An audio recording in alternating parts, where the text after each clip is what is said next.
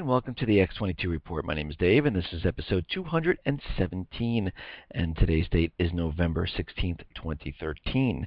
And the title of this episode is The Current Economic Collapse News Brief for this Saturday. And let's get right into the economic collapse news. And what we are seeing is that Caterpillar is having a very tough time. They are not doing well. Revenue is way down, and they are now closing plants.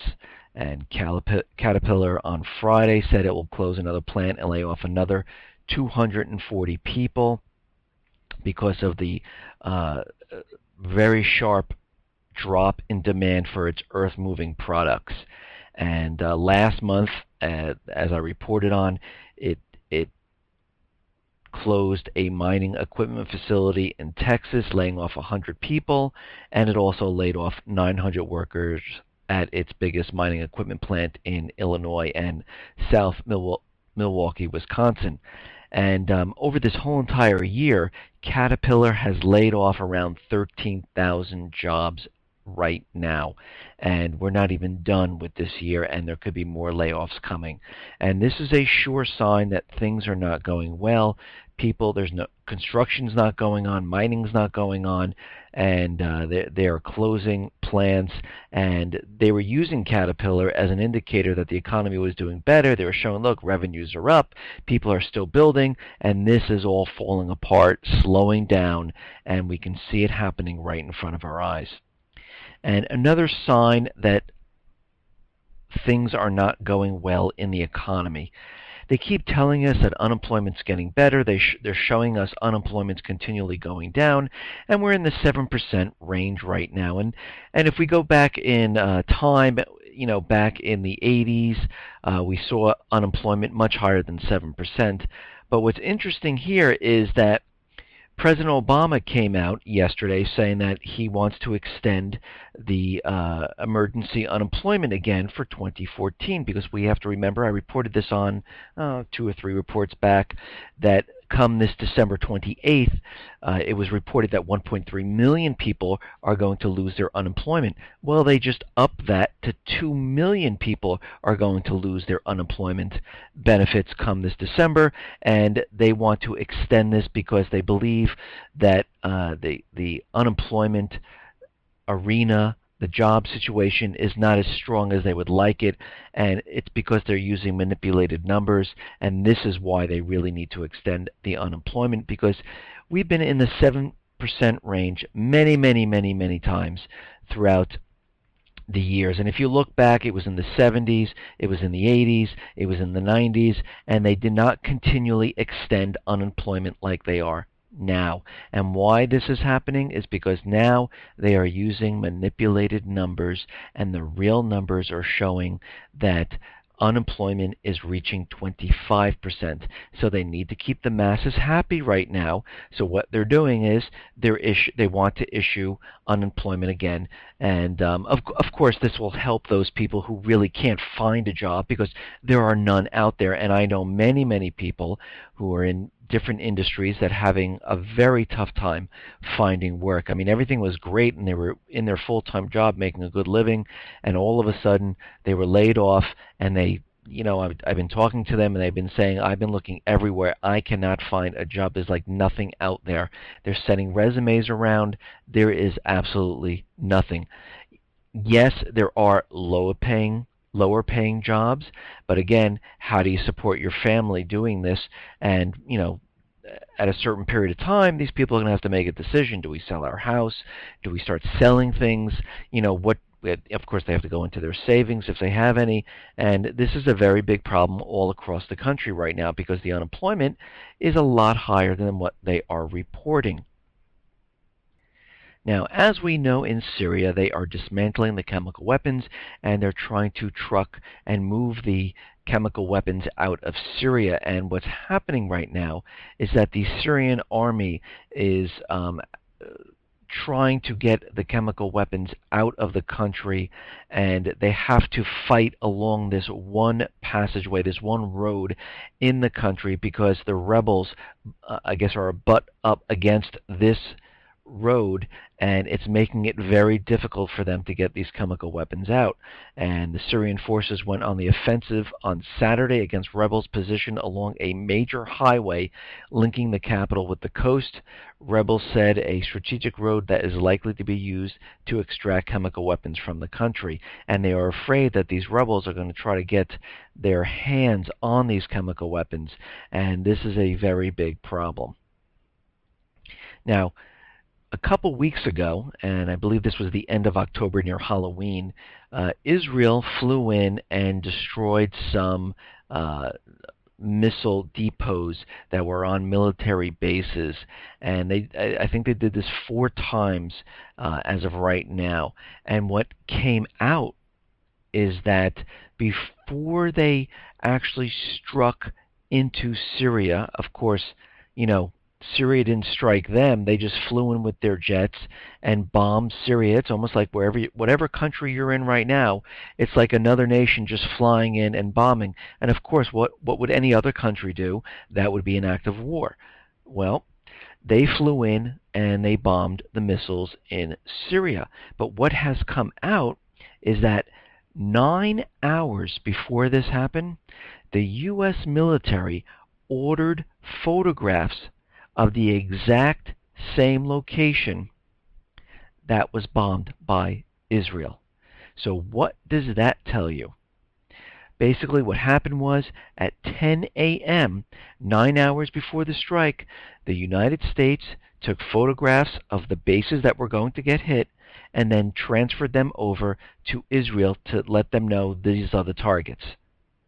So the U.S. with Israel was provoking Syria. This is what they were doing, because I've said this in many, many reports.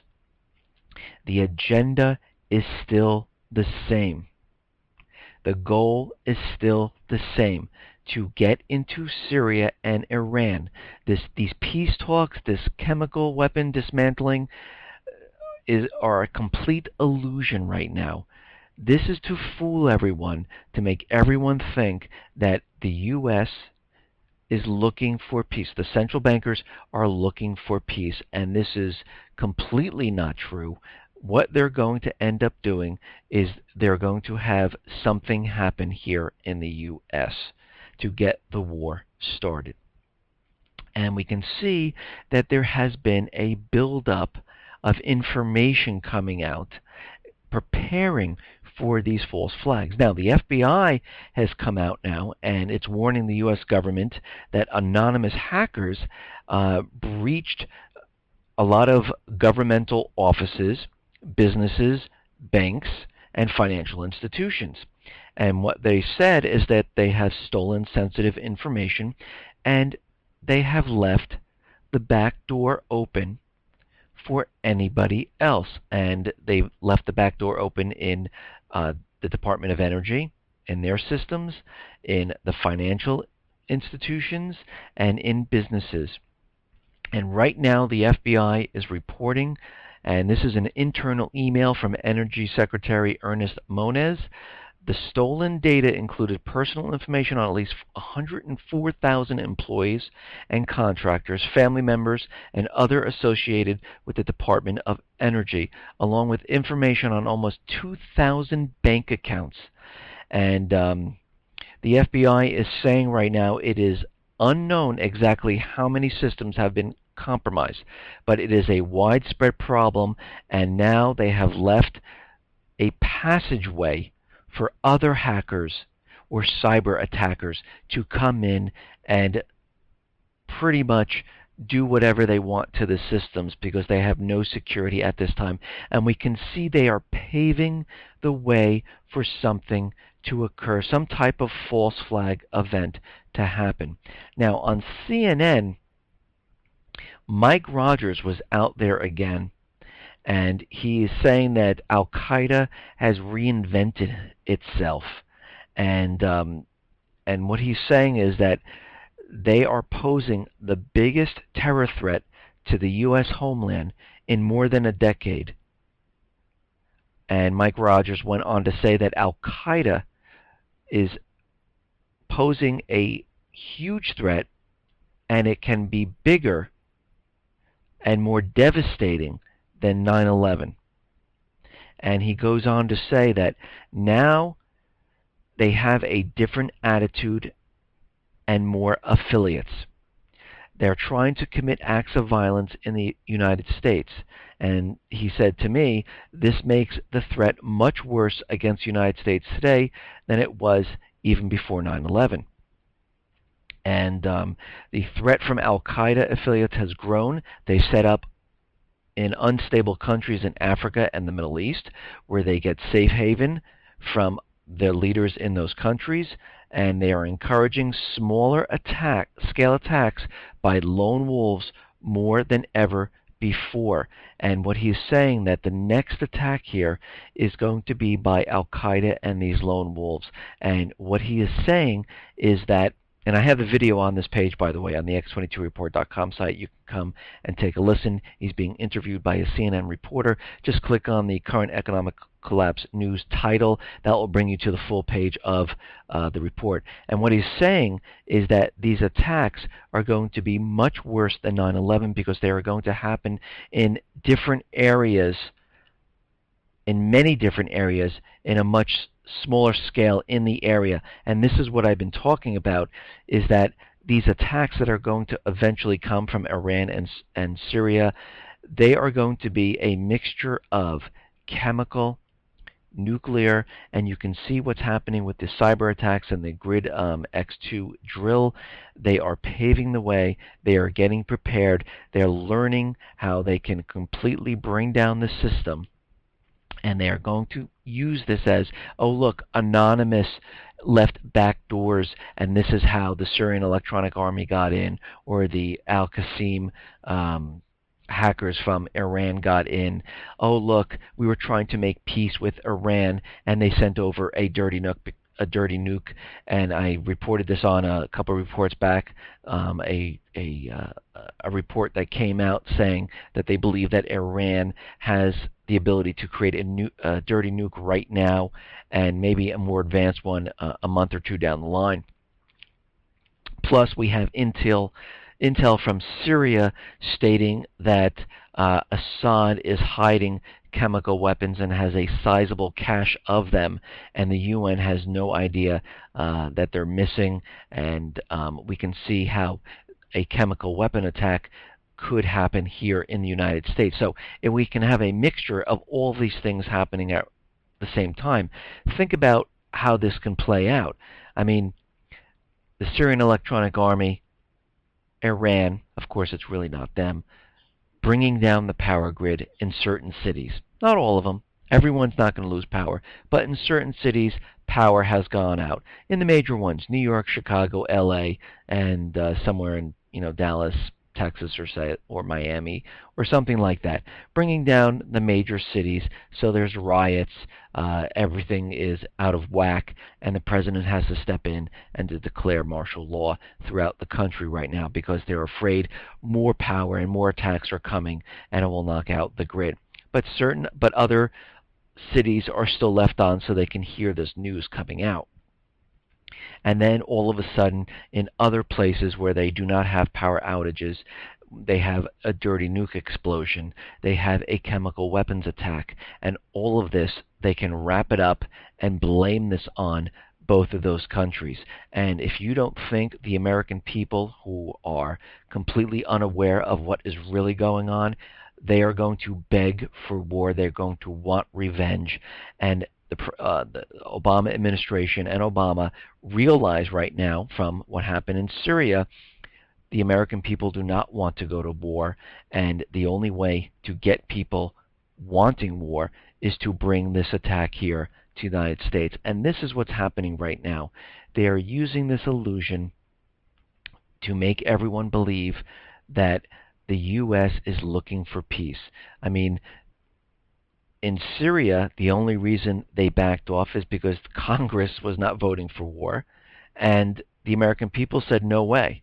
So they had to figure out a way to get out of this situation, and that's how that played out.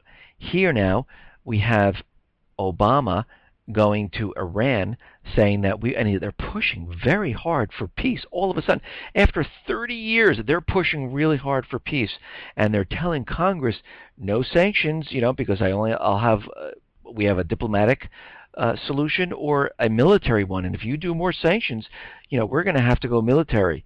We're going to have to do a strike. We're going to have war. And he can turn around and blame this on Congress. I warned you, and look what you did. You decided to tighten sanctions, which they're doing right now. They're voting.